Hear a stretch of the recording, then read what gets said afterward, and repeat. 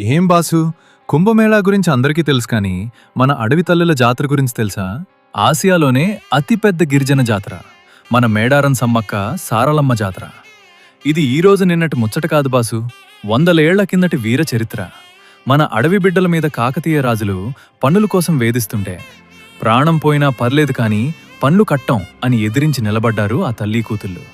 తన జాతి గౌరవం కోసం వాళ్లు చేసిన యుద్ధం మామూలుది కాదు.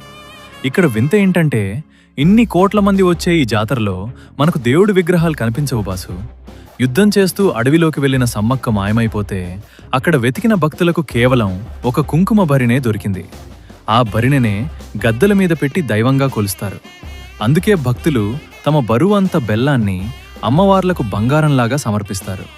ఆ అడవిలో ఆ డప్పుల మోత, ఆ జనసందోహం చూస్తుంటే ఒళ్ళు గొగురు పొడుస్తుంది బాసు.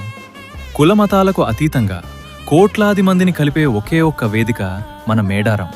ఆ అడవి తల్లుల ఆశీస్సులు మనందరిపై ఉండాలని కోరుకుందాం. మీలో ఎంతమంది మేడారం వెళ్లారో కింద కామెంట్ చేయండి.